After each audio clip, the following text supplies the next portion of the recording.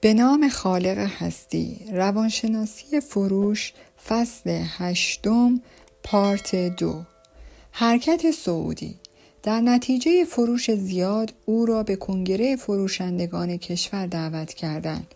در این گرد همایی او هرگاه فرصتی پیدا می کرد با بهترین فروشندگان کشور حرف می زد و از آنها راهنمایی می خواست.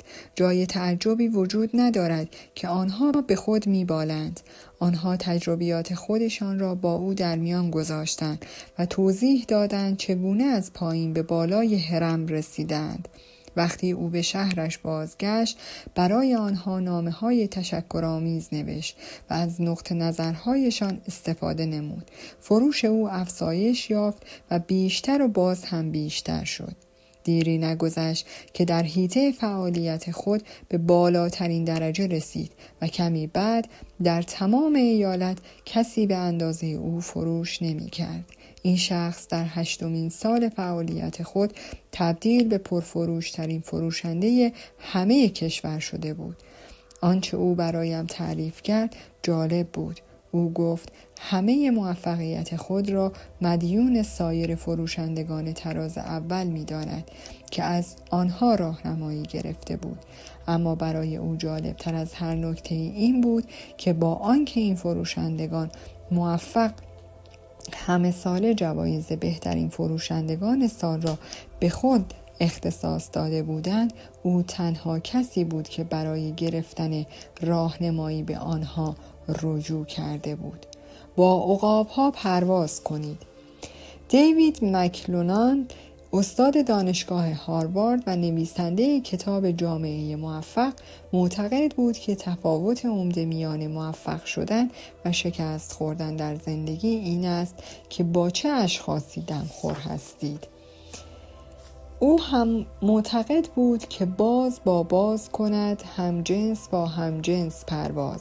کسانی که شما آنها را برای معاشرت انتخاب می کنید روی زندگی شما و کیفیت آن تأثیر می گذارند و شما در اثر این معاشرت و مجادله ارزش ها و نگرش ها، طرز لباس پوشیدن و طرز زندگی آنها را می آموزید.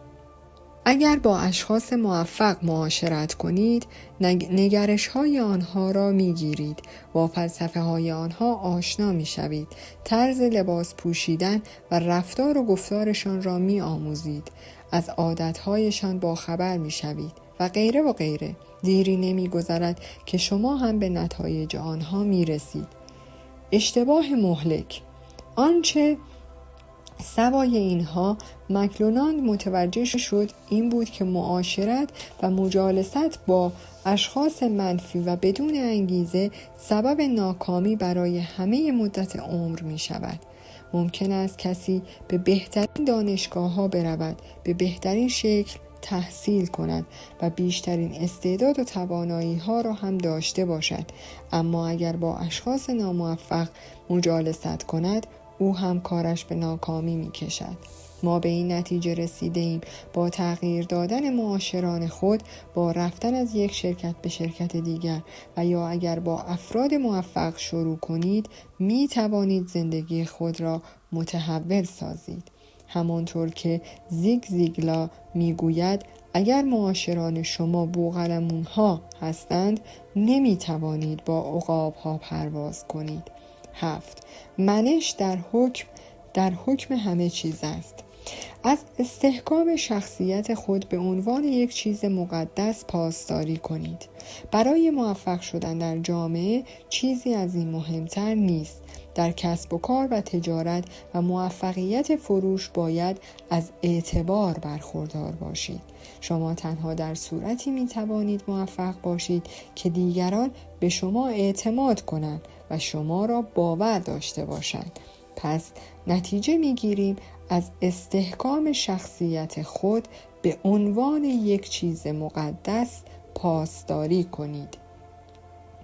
در بررسی ها و مطالعات مفصل به عمل آمده، عنصر اعتماد به عنوان مهمترین عامل تعیین کننده بین موفق‌ها و ناموفق‌ها به حساب آمده است.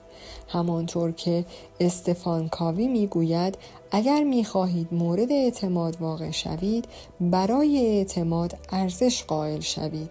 صداقت بدین معناست که بر سر قول خود بایستید و همیشه واقعیت را بگویید. با خود صادق باشید. در زمینه استحکام شخصیت عنصر مهم دیگری هم وجود دارد. همانطوری که شکسپیر می گفت با خود صادق باشید و همانطور که از پی هر شب صبحی فرا می رسد با دیگران هم صادق خواهید بود. باید به بهترین شکلی که می توانید با خود صادق باشید. بی جهت خود را فریب ندهید. دنیا را به شکلی که هست ببینید.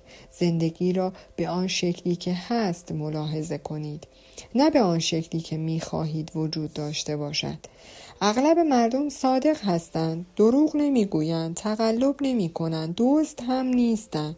کارشان را می کنند، مالیاتشان را می پردازند و با دیگران صریح و رک و راست هستند. با این حال بسیاری از مردم آرزوها و خواسته هایی دارند که وجود خارجی و مصداق ندارد. به حقیقت توجه داشته باشید. جک ولش رئیس جنرال الکتریک معتقد بود که مهمترین اصل در رهبری اصل توجه به حقیقت است. در واقع همه احتیاج دارند که به دنبال حقیقت بگردند. جک ولش میگوید با دنیا به همان شکلی که هست برخورد کنید، نه به آن شکلی که میخواهید باشد. هرگاه جک ولش با مسئله و مشکلی روبرو میشد، اولین سوالش این بود: واقعیت کدام است؟ در زندگی شخصی هم ضرورت دارد که با خود صادق باشید. باید با حقایق موجود در خود زندگی کنید. باید همه روزه کاری انجام دهید تا به هدفی که برای خود تعیین کرده اید برسید. با حقایق زندگی خود روبرو شوید. این نشانه انسان صادق است. 8. خلاقیت ذاتی خود را آزاد کنید. خود را یک شخص باهوش و حتی یک نابغه ببینید. به این توجه کنید که شما از خلاقیت فراوانی برخوردارید که هرگز از آن استفاده نکرده اید. بارها و بارها به صدای بلند بگویید: من یک نابغه هستم. من یک نابغه هستم. من یک نابغه هستم. ممکن است مبالغه آمیز به نظر برسد، اما اینطور نیست. واقعیت این است که هر کسی در زمینه‌هایی می‌تواند نابغه باشد. شما هم همین حالا در خود از توانمندی‌هایی برخوردارید که قبلا از آن بیخبر بودید. شما از این توانمندی برخوردارید که از حد همه موفقیت‌های گذشته خود فراتر بروید. شما از ذخایر خلاقیت هنگفتی بهره دارید. همانطور که دنیس ویتلی میگوید توانمندی‌های بالقوه شما به اندازه است که اگر 100 بار متولد شوید و بمیرید باز هم نمیتوانید از همه آنها استفاده کنید. از استعدادهای مادرزادی خود استفاده کنید. یکی از هدفهای عمده شما در زندگی باید این باشد که استعدادهای ویژه خود را شناسایی کنید و بعد بکوشید این استعدادها را رشد بدهید و آنها را به سطح بالا برسانید. این گونه است که می توانید بدرخشید. در جریان یک آزمون 95% کودکان کمسال در سطح نابغه ظاهر شدند، اما وقتی همینها در دوران بلوغ آزمون شدند تنها 5% در سطح عالی خلاقیت ظاهر شدند. آنها در این فاصله آموخته بودند: خواهی نشوی رسوا، همرنگ جماعت شو. بهترین زمینه نبوغ در کار فروش است. تنها 10% فروشندگان به طور کامل می توانند از 7 مهارت مهم در کار فروش در سطحی بالا استفاده کنند. اگر این در مورد شما هم صدق می کند، بدانید که می توانید در تمام عمر خود از سطح مداخل عالی برخوردار گردید. چگونه استعدادهای ویژه خود را ردیابی می کنید؟ به چندین طریق می توانید به استعدادهای خود پی ببرید. اول، این کاری است که آن را دوست دارید. وقتی این کار را نمی کنید، به این فکر می کنید که چگونه می توانید به انجام دادن آن کار روی بیاورید. دوم، این کاری است که توجه شما را به طور کامل به خود جلب می کند. وقتی کاری را که مناسب آن هستید انجام می دهید، گذر زمان را فراموش می کنید. اغلب غذا خوردن را فراموش می کنید. نوشیدن را از یاد می برید. استراحت را فراموش می کنید. سوم، می خواهید درباره آن مطلب بیشتری بیاموزید و در زندگی خود در این کار بهتر شوید. شما تشنه خواندن کتاب‌ها و گوش دادن به نوارهایی درباره این کار هستید.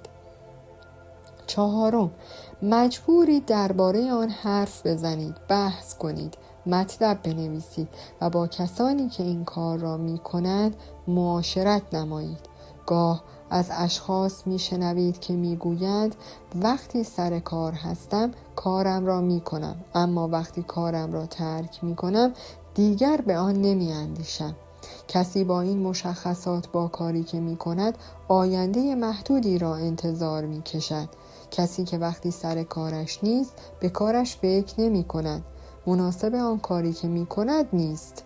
پنجم، و احتمالاً موردی که بیش از تمامی موارد استعداد شما را مشخص می کند این است که شما در آن کار به سادگی می آموزید و به سادگی انجام می دهید و در واقع فراموش می کنید که آن را چگونه آموختید. برایتان کار ساده ای بود. به نظر می رسد که این ابزار طبیعی شخصیت شماست و آن را به راحتی و به طرزی عالی انجام می دهید. یکی از دلایل نرسیدن به سطح بالای موفقیت در این است که خیلی ها خودشان را انسان‌های متوسط در نظر می گیرند و هرگز خود را استثنایی ارزیابی نمی کنند. به اشخاصی که بهتر از آنها عمل می کنند نگاه می کنند و فرض را بر این می گذارند که این اشخاص بهتر از آنها هستند. اما اگر این گونه فکر کنند به این نتیجه می رسند که اگر کسی بهتر باشد معنایش این است که آنها بدتر هستند. اگر کسان دیگری با ارزشتر باشند آنها کم ارزشتر می شوند. این احساس متوسط و معمولی بودن می تواند سببی باشد تا عملکرد معمولی پیدا کند و حال آنکه ممکن است در مواردی به واقع در شرایط بهتری قرار داشته باشند. 9.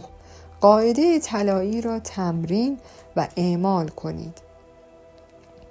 در تمامی تبادل‌های خود با دیگران به این قاعده طلایی عمل کنید. با دیگران همانطور رفتار کنید که می‌خواهید با شما رفتار کنند.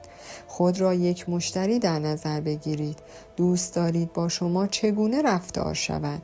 مسلماً می‌خواهید فروشنده با شما صریح و صدیق باشد.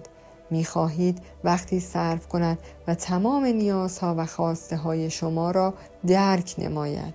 می‌خواهید به شما بگوید که چگونه کالای او می‌تواند شما را از مشکلی که دارید نجات بدهد. شما به صداقت و صراحت لهجه بها می‌دهید. دوست دارید فروشنده ضمن صحبت درباره نقاط قوت کالای خود به اشکالات و نقاط ضعف آن هم اشاره کند. می‌خواهید فروشنده بر سر حرف خود بایستد.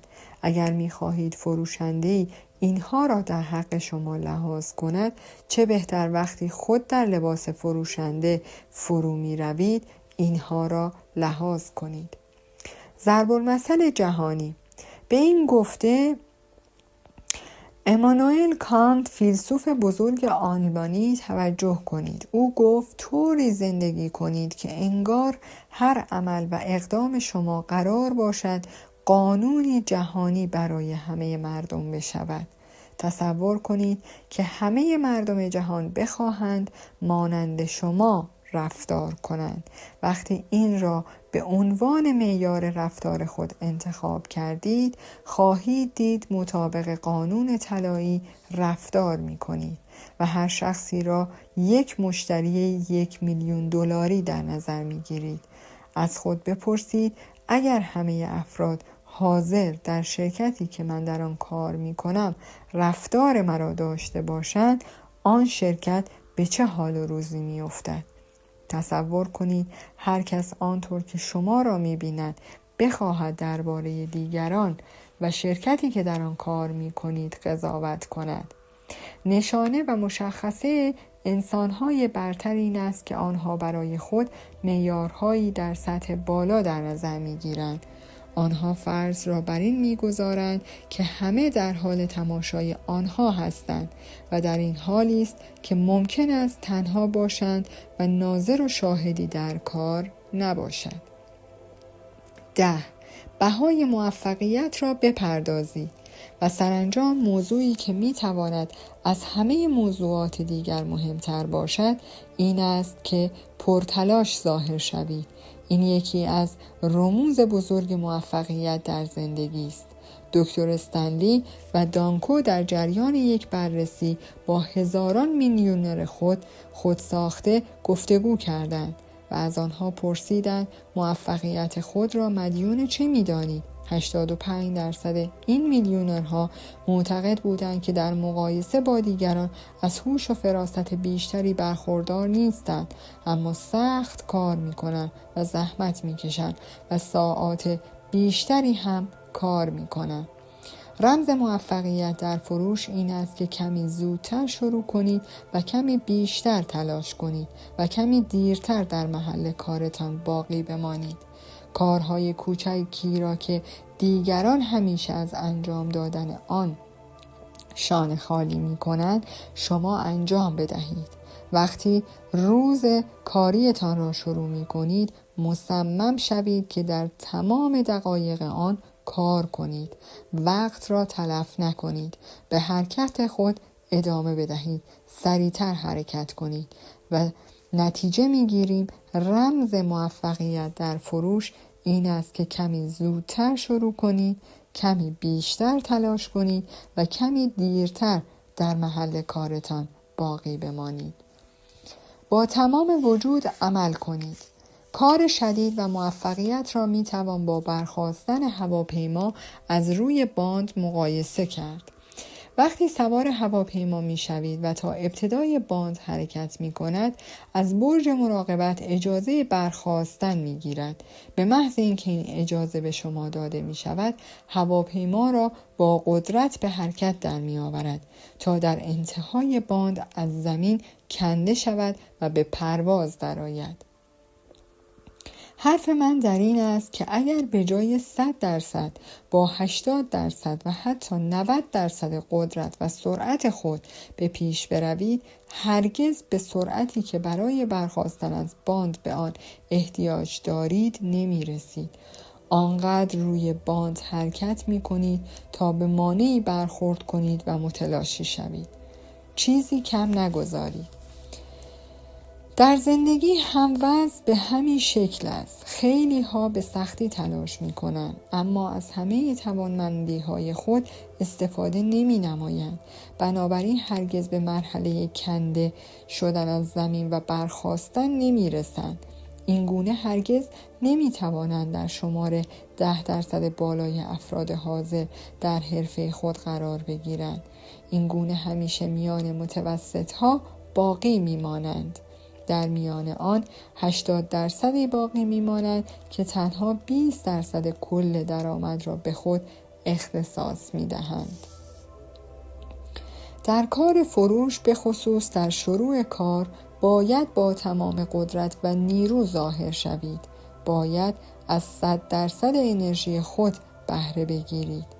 بعد وقتی به ارتفاع مورد نظر رسیدید و در جمع 10% بالا قرار گرفتید، می توانید کمی از شتاب خود بکاهید و با افراد خانواده و دوستان خود بیشتر صرف کنید و با این حال سطح درآمد خود را در حد بالا نگاه دارید.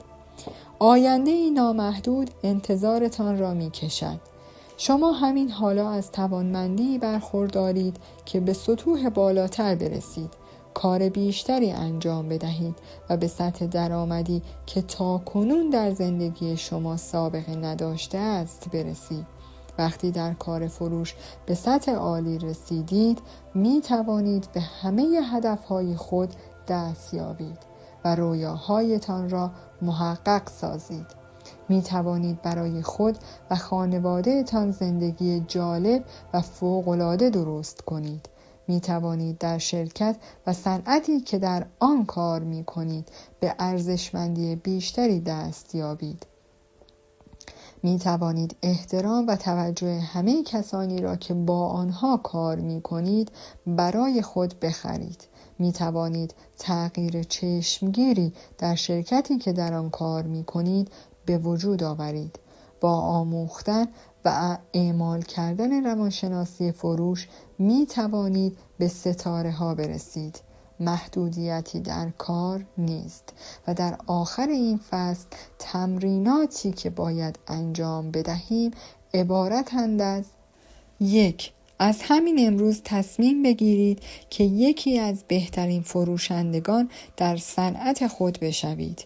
هر بهایی را که لازم است بپردازید و هر از خودگذشتگی را که لازم است انجام بدهید و هرگز تا رسیدن به موفقیت دست از تلاش بر ندارید. 2.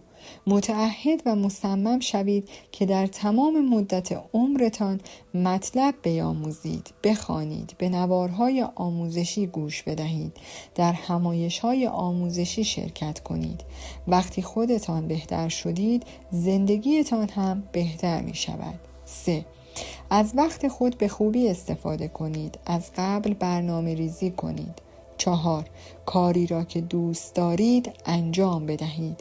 با تمام وجود کار کنید. لحظه ای از بهتر شدن دست نکشید. 5. پیشاپیش تصمیم بگیرید که می‌خواهید در زندگی خود به موفقیت برسید. تصمیم بگیرید تا زمانی که به خواسته خود نرسیده اید دست از تلاش بر ندارید. 6. بنشینید و فهرستی از 10 هدفی را که می‌خواهید در 12 ماه آینده به آن برسید تهیه کنید. مهمترین هدف این فهرست را انتخاب کنید و همه روزه روی آن کار کنید.